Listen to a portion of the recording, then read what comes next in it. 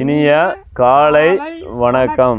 மகதிஷ்டியின் தினமொரு யோகா. மகதிஷ்டியின் தினமொரு யோகாவில் நாம் இன்று பார்க்கக்கூடிய ஆசனம் எது பார்த்தீங்க அப்படின்னா, ஜடார பரிவர்த்தன ஆசனம் அப்படின்னு சொல்லக்கூடிய ஒரு ஆசனம். இந்த ஜடார பரிவர்த்தன ஆசனம் பார்த்தீங்க அப்படின்னா, இதுவும் பார்த்தீங்க அப்படின்னா மேக்ஸிமம் ஆசனங்கள் எல்லாமே பார்த்தீங்கன்னா உள்ள இன்னர் ஆர்கனை நல்லா ஃபங்க்ஷன் பண்ணக்கூடியது. அதில் இந்த ஜடார பரிவர்த்தன ஆசனங்கிறது சர்க்கரை நோயாளிகள், இந்த கல்லீரல் கணையம் அப்படின்னு பார்த்தீங்கன்னா சரியாக நமக்கு பெரிய வேலை செய்ய மாட்டாங்க. அதனால தான் சர்க்கரை நோய் அப்படிங்கிற ஒரு நோய் நமக்கு வருது. இந்த ஆசனம் பண்ணிங்க அப்படின்னா இந்த கல்லீரல் கணையம் என்ன செய்யும், நல்லா நமக்கு வேலை செய்யும். வயிறு உள்ள சதைகள் குறையும், அடி வயிற்றில் உள்ள சதைகள் குறையும். அதேமாதிரி நரம்பு மண்டலம் வந்து என்ன செய்யும், இதில் பலமடையும். நரம்பு சம்மந்தப்பட்ட பிரச்சனைன்னு சொல்ல நீங்கள் சரி பண்ணிக்கலாம். அதேமாரி ஃப்ளெக்சிபிள் இல்லை சார், எனக்கு உடம்பு ஃப்ளெக்சிபிள் இல்லாமல் இருக்கேன் சார், ஒரு இறுக்கமாக இருக்குது அப்படின்னு சொன்னால் அவங்களுக்கு வந்து என்னது உடம்பு ஃப்ளெக்சிபிளாக வச்சுக்கக்கூடிய ஒரு விஷயத்தையும் என்ன செய்யலாம் அப்படின்னா இந்த ஆசனத்தில் நம்ம போகலாம். மெயினாக வந்து இந்த கல்லீரல் கணையத்தை, அதாவது இன்னர் ஆர்கன் உள்ள உறுப்புகளை ஃபங்க்ஷன் பண்ணக்கூடியது தான் இந்த ஆசனத்திலே பலன். புரியுங்களா? இப்போ இதோடைய பலன் பார்த்தாச்சு. இப்போ அடுத்த பார்த்தீங்க அப்படின்னா இதை எப்படி செய்கிறது அப்படின்னு ஒரு தடவை செஞ்சு காட்டுறோம். இதுவும் பார்த்தீங்க அப்படின்னா 2 பக்கமும் நம்ம செஞ்சாகணும். எப்போதுமே ஒரு பக்கம் செய்கிறோம் அப்படின்னா அதுக்கு ஆப்போசிட் செஞ்சால் தான் அதோடைய பயிற்சி முழுமை பெறும். அதில் பார்த்தீங்க அப்படின்னா ஒரு பக்கம் என்ன செய்ய போகிறோம் அப்படின்னா இதை செய்ய போகிறோம், வலது பக்கம். இது வந்து என்ன செய்யணும், அடுத்த ஜடார பரிவர்த்தனை ஒத்த காலுக்கு பண்ணணும். இந்த ஜடார பரிவர்த்தன ஆசனம் அப்படிங்கிறது 2 காலுக்கும் நம்ம என்ன செய்யணும், பயிற்சி செய்யப்படும். இது எப்படி பண்ணுறது அப்படின்னு சொல்லும்போது அதுக்கு முன்னாடி ஒரு வார்ம் அப் பண்ணிங்க. எப்போதுமே நம்ம உடம்பு எடுத்தோடனே செஞ்சிங்கன்னா இறுக்கமாக இருக்கும். அந்த இறுக்கத்தை வந்து நம்ம சரி பண்ணிக்கணும். அதில் என்ன செய்றீங்க, ஃபஸ்ட்டு இந்த நாகாசனத்துக்கு பண்ணமே சைடில் என்ன செய்றீங்க, எப்படி இந்த சைடு ரைட்லேயும் லெஃப்ட்லேயும் ரைட்லேயும் என்ன செய்யணும், இப்படி திரும்பி என்னது ஃப்ளெக்சிபிளாக என்னது இடுப்புக்கு பயிற்சி விடும். இது ஒரு 5 முறை. இந்த பக்கம் ஒரு 5 முறை செய்யணும். இந்த பக்கம் என்ன செய்யணும், ஒரு 5 முறை நீங்கள் என்ன செய்யணும்.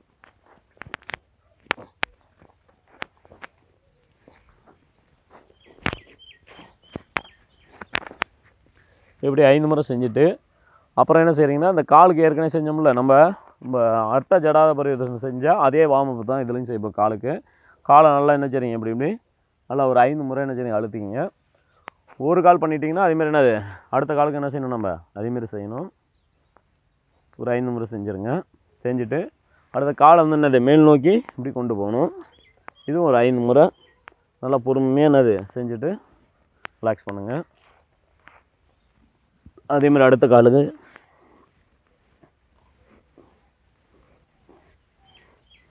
ஓகேங்க. 2 காலும் பண்ணிவிட்டு காலை நல்லா என்ன செய்றீங்க, அகட்டி வச்சு காலை நல்லா ஃப்ரீ பண்ணிக்கணும். அப்புறம் என்ன செய்றீங்கன்னா 2 காலும் என்னது ஒரு காலை இப்படி மடக்கி அப்புறம் நீட்டுங்க. இதேமாரி இதுவும் பார்த்தீங்க அப்படின்னா ஒரு 5 முறை என்ன செய்யணும், இப்போ கால்களுக்கு பயிற்சி என்னது கொடுத்துக்கணும்.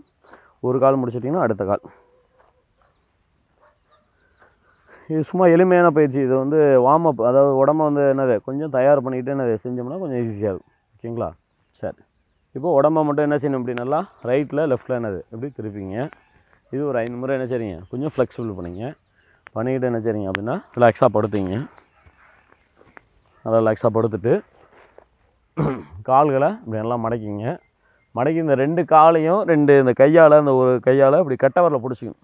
நல்லா கட்டவரில் பிடிச்சிட்டு இந்த 2 கால்களையும் என்ன செய்யணும், மேல் நோக்கி கொண்டு வந்து அப்படியே என்ன செய்றீங்கன்னா உங்களுடைய வலது பக்கம் இப்படி திருப்பிக்கணும். இடது சைடு இப்படியே இருக்கணும். இது எண்ணிக்கை 1 2 3 4 5 6 7 8 9 10. அப்படியே பொறுமையாக ரிலாக்ஸ் பண்ணுங்கள். ரிலாக்ஸ் பண்ணி பொறுமையாக என்ன செய்யணும், கால் நீட்டிக்கணும். அப்படியே கொஞ்சம் ரிலாக்ஸாக படுத்துக்கிங்க.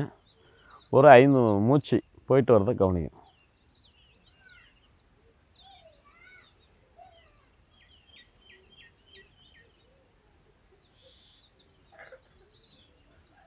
ஓகே, பொறுமையாக என்ன செய்றீங்க, அப்படியே என்ன செய்யணும், இந்த பக்கமாக திரும்பி பொறுமையாக எழுந்துறீங்க. கையை ஊனி எழுந்து உட்காருங்க. இப்போ பார்த்தீங்கன்னா ஜடார பரிவர்த்தனை, இதுக்கான பலன் வந்து ஏற்கனவே நம்ம சொல்லியிருக்கோம். இப்போ இன்றைக்கி நம்ம பார்க்கக்கூடிய பார்த்தீங்கன்னா இந்த ஜடார பரிவர்த்தனை பார்த்தாச்சு. இதுக்கு இன்னும் ஒரு சைடு ஆப்போசிட் சைடு செய்யணும். இது அடுத்து உங்களுக்கு செஞ்சு காட்டுறேன். அதுக்கு முன்னாடி என்ன செய்கிறோம் அப்படின்னா, நம்ம ஒவ்வொரு நாளும் ஒரு மூலிகை, ஒரு பழங்கள், இதை பற்றி நம்ம பேசிகிட்டு இருக்கோம். இதில் வந்து இன்றைக்கி என்ன சொல்லணும்னா நாட்டு காய்கறிகள் இருக்குது. நாட்டு காய்கறிகள் பார்த்திங்கன்னா ரொம்ப நல்லது. அதாவது அந்த மண்ணில் அங்கங்கே விளையக்கூடிய காய்கறிகள் தான் ரொம்ப ஒவ்வொரு மனிதருக்கும் உகந்த காய்கறிகள். அதில் பார்த்திங்க அப்படின்னா நம்ம இன்றைக்கி பார்க்கக்கூடிய ஒரு காய் என்ன அப்படின்னா பூசணிக்காய். சரிங்களா? பூசணிக்காய்ங்கிறது வெண்பூசணின்னு சொல்லுவாங்க. இது வந்து நம்ம பார்த்தீங்க அப்படின்னா மேக்ஸிமம் வந்து எல்லாருமே தானத்துக்கு மட்டுமே கொடுத்து பழகுறாங்க. இதில் வந்து மாதத்துக்கு ஒரு முறை அமாவாசை அன்னைக்கு மட்டும் என்ன செய்கிறாங்க, இந்த பூசணிக்காய் வாங்கி என்னது சமைக்கிறாங்க. வெளியில் உள்ள தொழில் செய்கிறவங்கலாம் பார்த்திங்கன்னா இதை ஒரு திருஷ்டி பொருளாக என்ன செய்கிறாங்க, பயன்படுத்திக்கிறாங்க. ஆனால் இதோட முக்கியத்துவம், இதோடைய பலன் அப்படின்னு பார்த்திங்கன்னா ரொம்ப அளவுக்கு அதிகமாக உள்ளது. இப்போ உள்ள ஜென்ரேஷனில், அதாவது இப்போ உள்ள மக்கள் பார்த்திங்க அப்படின்னா இருக்குன்னா நிறைய பேர் இந்த வயிற்று எரிச்சல், நெஞ்சு எரிச்சல், சரிங்களா, இந்த குடல் சம்மந்தம். ஏன் அப்படின்னா அதுக்கு நேரத்தில் எனது உணவு கொடுக்காதனாலும், அது பசிக்கும் போது உடம்பு, அதாவது நம்ம வயிறு பசிக்கும் போது உணவு கொடுக்காமல் இருந்ததுனாலும், நேரங்கெட்ட நேரத்தில் சாப்பிட்றதுனாலும், அது நேரம் தவறி நம்ம சாப்பிட்றதுனாலும் ஏற்படக்கூடிய வயிறு சம்மந்தப்பட்ட தொந்தரவுகள். அதான் உங்களுக்கு சொன்னது, வயிறு என்னது எரிச்சல், வயிறு எரிச்சல், நெஞ்சு எரிச்சல், புரியுங்களா, இதேமாரி வயிறு சம்மந்தப்பட்ட பிரச்சனை, அல்சர்னு சொல்கிறோம்ல, இதேமாரி தொந்தரவுகள் இருக்கும்போது இந்த வெண்பூசணி எடுத்து என்ன செய்றீங்க அப்படின்னா, நல்லா ஒரு ஜூஸு போட்டு என்ன செய்யணும், நம்ம ஒரு அரை டம்ளர் எடுத்துக்கணும், சரிங்களா. அரை டம்ளர் எடுத்துக்கிட்டு மீதி என்ன செய்யணும் அப்படின்னா, நம்ம என்ன செய்யணும், தண்ணியை ஊற்றிக்கணும். அதாவது டைல்யூட் பண்ணுறதுன்னு சொல்கிறாங்க, சரிங்களா. எப்போதுமே பார்த்திங்கன்னா இப்போ சாறு வந்து நிறையா வரும். பூசணிக்காய் பார்த்திங்கன்னா நிறைய வெண்பூசணின்னு சொல்லுவாங்க இதை. அதில் வந்து பார்த்திங்கன்னா இந்த நிறைய சாறு வரும். சாறு வருதுன்னு சொல்லிவிட்டு நம்ம ஒரு டம்ளர் அப்படியே அடித்து குடிக்கக்கூடாது. அது வந்து என்ன சொல்லுவாங்கன்னா ராவாக சாப்பிட்றதுன்னு சொல்லுவாங்க. அதாவது அப்படியே எடுத்து அப்படியே சாப்பிட்றது. அது எப்போதுமே எந்த ஒரு பொருளையும் என்ன செய்யக்கூடாது, நம்ம அப்படி சாப்பிடக்கூடாது. அது வந்து என்ன செய்யணும், உடம்புக்கு என்னது நமக்கு ஆரோக்கியத்தை கொடுக்காது. அது என்ன செய்யும், ஃபஸ்ட்டு ஆரோக்கியம் கொடுக்குற மாதிரி நம்ம தொந்தரவு தான் கொடுக்கும். அதை என்ன செய்யணும் அப்படின்னா, நம்ம டைலூட் பண்ணணும். டைலூட்னா என்னது, அது அந்த நீங்கள் அரை கிளாஸ் எடுத்துட்டீங்க அப்படின்னா மீதி அரை கிளாஸ் என்ன செய்யணும், நம்ம தண்ணி தான் அதில் ஊற்றணும். நீங்கள் தண்ணி ஊற்றும் போது தான் என்ன செய்யும் அப்படின்னா, உங்களுக்குள்ள என்னது, அது வந்து என்னது டைலூட் ஆகி அது உடம்புல என்ன செய்யும், போய் சேரும். அதனால் என்ன செய்யணும், அதை ஒரு டம்ளர் ஆக்கிக்கிட்டு அதை காலம்பறை என்ன செய்யணும், வெறும் வயிற்றில் என்ன செய்யணும், நம்ம நோயாளிகள் இருந்தீங்கன்னா ஒரு வெறும் வயிற்றில் அவசியம் குடிக்கணும். இல்லை சார் நான் நார்மலாக நோயாளிலாம் இல்லை, நான் குடிக்கலாமா சார் அப்படின்னா, நீங்கள் என்ன செய்றீங்க அப்படின்னா, காலம்பறை என்ன செய்றீங்க, ஒரு 10-11 மணிக்கு குடிச்சிங்க அப்படின்னா என்னது, உடம்புக்கு இந்த மதியானம் வெயில் அதிகரிக்க பார்த்திங்கன்னா உடம்புல ஏற்படைய உஷ்ணத்தை என்னதுன்னா குறைக்கக்கூடிய ஒரு பயிற்சி. அதனால் என்ன குடிக்கக்கூடிய ஒரு பானகம்னு வச்சுக்கிங்க. ஏன்னா ஜூஸுன்னா அந்த ஜூஸ் இந்த ஜூஸுன்னு குடித்து உடம்பை கெடுத்துக்கிறோம். அது இல்லாமல் இந்த வெண்பூசணி சாறை அடித்து நீங்கள் குடிச்சிங்க அப்படின்னா என்னது, உடம்பு ரொம்ப நல்லா ஆரோக்கியமாகவும் இருக்கும். உடம்புல அந்த சீதோஷ நிலை மாற்றி கொடுக்கும். உடம்புல வந்து எரிச்சல் குறையும். இதேமாரி பல பிரச்சனைகள் என்ன செய்யும், உடம்புல இருந்து என்னது உங்களுக்கு சரியாகும். அதனால் அவசியம் என்ன செய்றீங்க, இதை எல்லாருமே செய்யுங்க. அது மட்டும் இல்லாமல் உங்கள் சுற்றி உள்ள நண்பர்கள், உறவினர்கள் எல்லாமே இதேமாரி தொந்தரவில் கஷ்டப்படுவீங்க.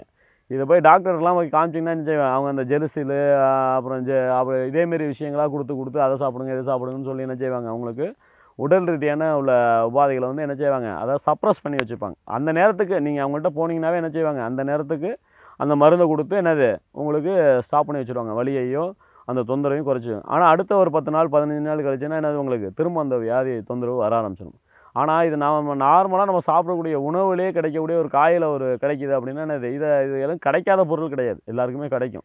அதை நம்ம அலட்சியப்படுத்தினால அதை நம்ம பயன்படுத்துறது கிடையாது. ஏன் எதுக்குன்னு தெரியாத நம்மளும் செய்யாமல் இருக்கும். அதனால் இப்போ தெரியுது. அதனால் என்ன செய்யணும், நம்மளும் என்ன செய்யணும், நம்மளை சுற்றி உள்ளவங்களுக்கு இதேமாரி தொந்தரவு உள்ளவங்களுக்கு இதை கொடுங்க, நிறைய மாற்றங்கள் கிடைக்கும்.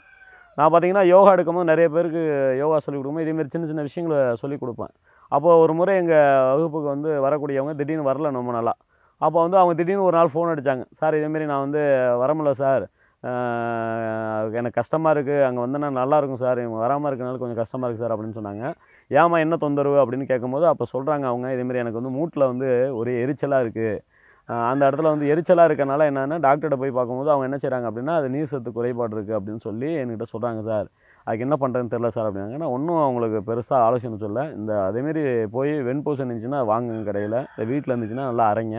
அரைச்சி என்ன செய்றீங்கன்னா என்னது, ஒரு பேஸ்ட்டு மாரி என்ன செய்றீங்க அரைச்சி, அதை அந்த கால் தொடையிலேருந்து ஆரம்பித்து அந்த முட்டி முடிகிற வரைக்கும் என்ன செய்றீங்க, கணுக்கால் அந்த கெண்டைக்கால் சதை வரைக்கும் நீங்கள் போட்டிங்க அப்படின்னு சொன்னேன். அவங்களும் பார்த்தீங்க அப்படின்னா அதேமாரி என்ன செஞ்சாங்க, போட்டாங்க. போட்டு பார்த்தீங்கன்னா ஒரு சிட்டிங் போடும்போதே அவங்களுக்கு வித்தியாசம் தெரிஞ்சுச்சு. அடுத்த 2 நாள் போட்டிருக்காங்க, சுத்தமாக சரியாயிடுச்சு. மறுவாரம் பார்த்தீங்க அப்படின்னா அவங்களுக்கு என்னது, கிளாஸுக்கு வராங்க, சாதாரணமாக நடந்து வராங்க. காலை கொஞ்சம் தடுமாறி வந்தவங்க என்ன செய்றாங்க, காலை ஊனி நல்லா நடந்து வராங்க, வந்து யோகாவும் நல்லா செஞ்சாங்க. ஏம்மா என்னம்மா கால் வலின்னு சொன்னீங்க, என்ன பண்ணீங்க சரியாயிடுச்சா அப்படின்னு நான் சும்மா சாதாரணமாக கேட்டேன். அவங்க சொன்னாங்க, சார் நீங்கள் சொன்ன வைத்தியம் ரொம்ப அற்புதமாக இருந்துச்சு, நான் கிட்டத்தட்ட ஒரு 3 மாதமாக இதுக்காக கஷ்டப்பட்டேன், நீங்கள் சொன்ன அந்த ஒரு விஷயத்த செஞ்சேன், ஒரு 2 நாளில் என்னதுன்னா உங்களுக்கு என்னது, எனக்கு அந்த தொந்தரவே என்னது இல்லாமல் போயிடுச்சு, அப்படியாப்பட்ட பிரச்சனையே இல்லாமல் போயிடுச்சு சார் அப்படின்னு சொன்னாங்க. அந்தளவு நல்ல ஒரு மாற்றத்தை கொடுத்துச்சு அவங்களுக்கு. அதுமாதிரி நிறைய சம்மந்தப்பட்ட இது உடம்பு சம்மந்தப்பட்ட பிரச்சனையை சரி பண்ணக்கூடிய ஒரு ஒரு பொருள் எது அப்படின்னு பார்த்தீங்கன்னா இந்த பூசணிக்காய் தான். அந்த பூசணிக்காய் பயன்பட்டு அனைவரும் என்ன செய்றீங்க, நல்லா அவங்களுடைய நோய் நொடி இல்லாமல் வாழ்வதற்கு ஒரு நல்ல ஒரு வழி. அதை பயன்படுத்திங்க.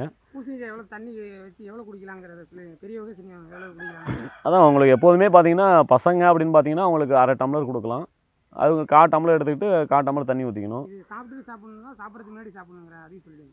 வெறும் வயித்துல தான் சாப்பிடணும். நீங்கள் வந்து வெறும் வயித்துல சாப்பிடணும். அதாவது நோயாளியாக உள்ளவங்க அவசியம் வெறும் வயித்துல நீங்கள் சாப்பிடணும். ஃபஸ்ட்டு உணவாக எடுத்தீங்க. அது நோயாளி இல்லை, நான் நார்மலாக இருக்கேன் சார் அப்படின்னா அவங்க ஒரு 11 மணிக்கு மேலே மற்றவங்களாம் ஸ்கூலுக்கு வேலைக்கெல்லாம் அனுப்பிச்சி விட்டுட்டு அதுக்கப்புறம் நீங்கள் ஃப்ரீயாக இருக்கும்போது அதை செஞ்சு சாப்பிட்டிங்கன்னா ரொம்ப நல்லது. கிடைக்கிறதா சாப்பிடலாங்களா? ஆமாம். இதேமாரி இதை சாப்பிடும்போது பார்த்தீங்கன்னா அது எப்படி சாப்பிடணும் அப்படின்னா நல்லா என்னது வாயில் வச்சு சப்பி சாப்பிடணும். சரிங்களா? சில பேருக்கு வந்து பார்த்தீங்கன்னா வெறும் சப்புன்னு தான் இருக்கும். ஒன்றும் கசக்காது, ஒன்றும் துவர்க்காது, எந்த ஒரு இதுவும் இருக்காது. சப்புன்னு இருக்கும், அவ்வளோதான். அதனால் அதுக்கு வந்து நீங்கள் எதுவும் சேர்க்கணும்னு அவசியம் இல்லை. யாரும் குடிக்கல அப்படின்னா அவங்களுக்கு மட்டும் என்ன செய்யலாம், கொஞ்சம் சர்க்கரை கலந்து குடிச்சிக்கலாம். ஓகேங்களா? இது தினமும் சாப்பிடுமா அப்படின்னா, நோய் இருந்துச்சுன்னா அந்த நோய் இருக்கும்போது சாப்பிடுங்க. தினமும் சாப்பிடணும்னு அவசியம் கிடையாது. சரிங்களா? ஏன்னா இப்போ அருகம்புல் சொன்னால் 40 நாள் சாப்பிடுங்கன்னு சொல்லிட்டு. ஆனால் இதெல்லாம் டெய்லி நீங்கள் சாப்பிடணும் அவசியம் இல்லை. வாரத்துக்கு என்ன செய்றீங்கன்னா 2 நாள், அதாவது ஃபஸ்ட்டு ஆரம்பத்தில் அந்த நோய் இருக்கிற வரைக்கும் என்னது 1 வாரம்னா 1 வாரம் சாப்பிடுங்க. அதுக்கப்புறம் என்ன செய்யணும், சரியாயிடுச்சு அப்படின்னா வாரத்துக்கு 1 நாள் 2 நாள் அப்படி எடுத்துங்க. சரிங்களா? அதாவது சொல்லுவாங்க, மிகையினும் குறையினும் நோய் செய்யணும் அப்படிங்கிறாங்க. எந்த ஒரு விஷயத்தையும் நீங்கள் அளவுக்கு அதிகமாக சாப்பிட்டாலும் அதோடைய தொந்தரவு நமக்கு கிடைக்கும். அதை குறைச்சி சாப்பிட்டாலும் நமக்கு தொந்தரவு. அதனால் சம அளவில் தான் நம்ம எடுத்துக்கணும். அதனால் வாரத்துக்கு என்னது ஆல்டர்னேட்டிவாக என்னது ஒரு 2 நாள் 3 நாள் எடுத்துக்கலாம். ஆனால் நோயாளி அவசியம் 1 வாரம் நீங்கள் எடுத்துக்கிட்டால் தான் அந்த நோய் என்ன செய்யணும் உங்களுக்கு சரியாகும். ஓகேங்களா? சரி, ரைட். இது வந்து இந்த வெண்பூசணியுடைய பலனை பார்த்துருக்கோம். இது உங்கள் சுற்றி உள்ளவங்களையும் சொல்லி அந்த பலனை செஞ்சு பாருங்கள். இது சும்மா என்னது ஒரு சின்ன விஷயம் தான். ஆனால் எவ்வளோ மாற்றத்தை கொடுக்குது, அவங்க எவ்வளோ நாள் கஷ்டப்பட்ட ஒரு விஷயத்துக்கு தீர்வு கொடுக்குது அப்படின்னு பார்த்தீங்க. அந்த அளவு நல்ல மாற்றம் கிடைக்கும். எல்லோரும் பயன்படுத்திங்க. இப்போ அந்த நம்ம பார்க்கக்கூடிய ஆசனத்தில் இந்த ஜடார பரிவர்த்தன ஆசனம் பார்த்தோம்ல, அதில் இன்னும் ஆப்போசிட்டில் நம்ம இன்னும் பார்க்கல. அதை நம்ம ஒரு தடவை பார்க்கும். இது எப்படி பார்க்குறது அப்படின்னா, நல்லா கால்களை அப்படி நல்லா நீட்டிக்கிங்க. நீட்டிட்டு ரிலாக்ஸாக படுத்திங்க. இப்போ வார்ம் அப் பண்ணிங்க. அது ஃபஸ்ட்டு செய்கிறனால செஞ்சுட்டோம் நம்ம. ரெண்டாவது என்ன செய்றீங்க, நல்லா வார்ம் அப் பண்ணிவிட்டு ரிலாக்ஸாக படுத்திங்க. படுத்துட்டு கால்களை மடக்கிங்க. மடக்கி இப்போ ஏற்கனவே வலது பக்கம் செஞ்சோம், இப்போ இடது பக்கம் செய்ய போகிறோம். இந்த காலை ரெண்டையும் இப்படி பிடிச்சிங்க இடது கையால். வலது கை அப்படியே இருக்கட்டும். இடது பக்கம் என்ன செய்றீங்க, அப்படியே நல்லா பொறுமையாக அப்படி ரிலாக்ஸ் பண்ணிங்க. காலை நல்லா நேராக நீட்டிங்க. கால் கட்டவரை பிடிச்சிங்க. தலையை வாங்க வலது கை பக்கம் அப்படி தலையை திருப்பிங்க. கண்களை மூடி ரிலாக்ஸாக கவனிங்க. 1 2 3 4 5 6 7 8 9 10. அப்புறம் பொறுமையாக அப்படியே கொண்டு வாங்க காலை கொண்டு வந்து ரிலாக்ஸாக என்ன செய்றீங்க, காலை மடக்கிங்க. அப்புறம் நீட்டிங்க. கொஞ்சம் நேரம் அமைதியாக ரிலாக்ஸ் பண்ணிங்க. 1 2 3 4 5 அப்படியே ஒரு 5 மூச்சு வாங்கிட்டு அப்படியே ரிலாக்ஸாக பார்த்துட்டு அப்புறம் கை காலம் நல்லா அசைச்சிட்டு அப்படியே ஒரு சைடாக என்ன செய்றீங்க, உருக்கிழிச்சு பொறுமையாக எழுந்துறீங்க. எழுந்துட்டு என்ன செய்யணும், கொஞ்சம் ரிலாக்ஸாக என்ன செய்றீங்க இருங்க. ஓகேங்களா? இந்த ஆசனம் தான் என்னது ஜடார பரிவர்த்தன ஆசனம் அப்படின்னு சொல்லக்கூடிய ஆசனம். இது என்னென்னா உங்களோட இன்னர் ஆர்கன், அதாவது வயிற்று பகுதியில் உள்ள இந்த கல்லீரல் கணையம் இதெல்லாம் நல்லா ஃபங்க்ஷன் பண்ணும். சர்க்கரை நோய் என்ன செய்யணும், நார்மலாக கொண்டு வரும். இடுப்பு தசைகளை நல்லா பிடிச்சி இடுப்பு பகுதியை நல்லா சதைகள் குறையும்.